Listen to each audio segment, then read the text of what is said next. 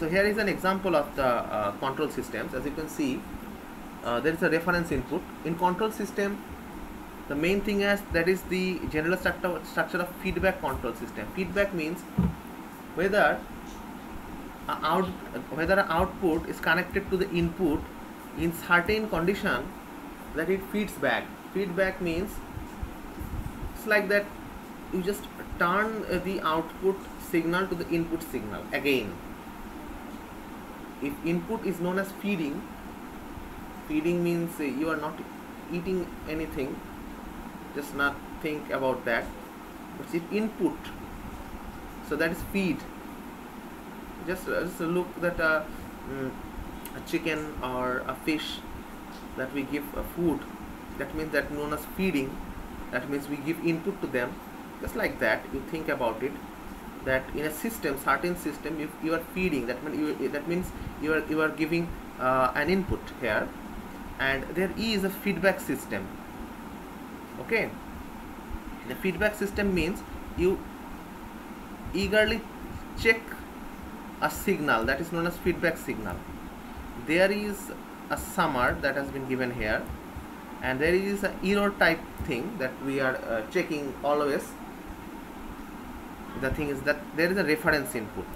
First of all, it goes to there and it goes to the controller. It's a control system. That is the main system channel.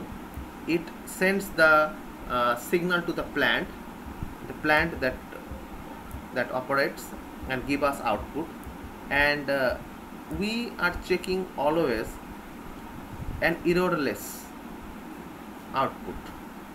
If the output is an error, so it has go to the sensor. There are some conditions applied to this sensor. It's also a system sensor to sense it and give a feedback signal to the input section, and there is a summary part plus, you can see here summation, and again feeding back to the controller with the error. When in this error goes to 0, so there is no error, so the total input we get our desired output. Okay, that's the process. Okay, so the processes goes through the sensor and the controller. So these two things mainly are the systems in the control system. Okay,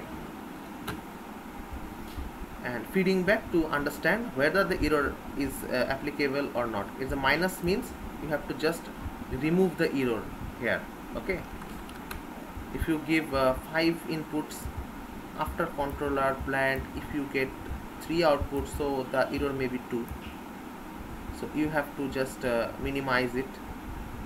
Or if you give 5, you get 7 out of it, so it's also get a plus error, so you have to remove the 2. It's like this. Again, now that's continuous time systems. A system with input X and output Y can be described as the equation like this. In a continuous time signals, we describe the signal by H function. Whether you can see the H function, it's also a function that denotes an operator, or known as transformation. That's known as transformation. We transfer, make a transformation of the value X.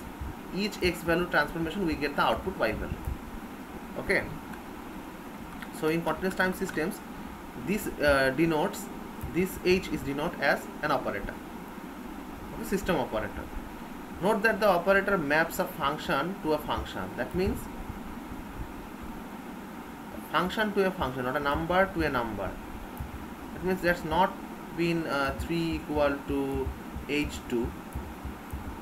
That's not the thing. That's not the thing. It is function to a function. That means if it is a system, so the system has some equations or operating principles. You will get some certain outputs. Thus I can give you an example of system like that. If a system runs to this equation, x square plus 1, just think about it. Okay, so that is only on a function. So each of the value of x is, it will be 1, it can be 2, it can be 3. If it's a 1, So you can get if we take y is equal to that, we get 2, y is equal to 2. If it is 2, then 2 square plus 1 will be 5, y is equal to 5. So that is a system that processes. And alternatively, we can express the above equation like this. That is a transformation sign, the arrow sign, and up of the part we can use the system sign in the notation. If clear form, the context, the operator h is often omitted. In some of the times we just omit the operator, just use the arrow sign. Okay. The symbols, the arrow and the equal, have very different meanings. Okay. Arrow should be read as produces, not equals. If we say x arrow y, we should say x produces y. If it is a system, x produces y, x produces y produces x, or x produces x square plus 1, this type of things. If you say if I draw like this, x produces y plus 2, that known as x produces. So that is not equal to that. That is a system, okay, or function of functions. Now that is a block diagram representation of system. So there is an operator that is known as a system, that is the input value. It is a function of time. It is also a function of time. So system is known as function of functions, not value of value. Okay. Now the interconnection system, that is a very important part. There are two types of interconnections. One is series interconnection and other is parallel interconnection. In series interconnection, the connection will be cascaded. The connection will be cascaded, or series or cascade connection ties at the output of one system to the input of the other. That means just a series connection. The last part of the system 1 is connected to the first part of the system 2. Again it comes to its series.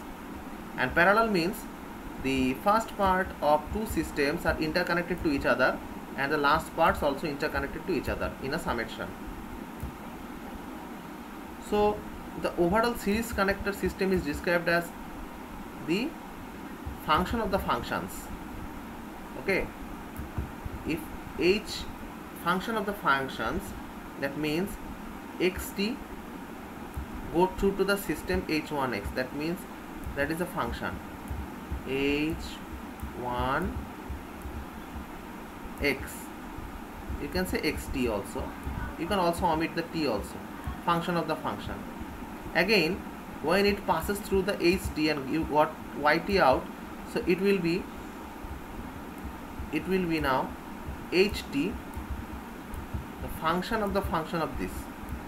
So you can write it like there. Again I will describe you, just listen to it carefully. If you get xt in system 1, here in that point the output will be h1 function of xt or x. Okay. Now after processing the system, that means ht produces in the yt section, the yt equal to yt will be there is h2 after passing through this h2, make a second bracket out of it, make a second bracket because it is function of the functions, again the function of h1x. That is I want to tell about. That is the description, and that is the figure. That is known as the cascade connection or series connection. Now coming back to the point of the parallel connection, that ties the input both systems together and sums their outputs. You can see here the inputs are together, the outputs are also together in a summation. So the overall system, parallel connected system, described as the equation like this, plus. Okay, that's the plus sign. h1 means here h1 x, here will be h2 x, and both are summed up in yt. That's the thing.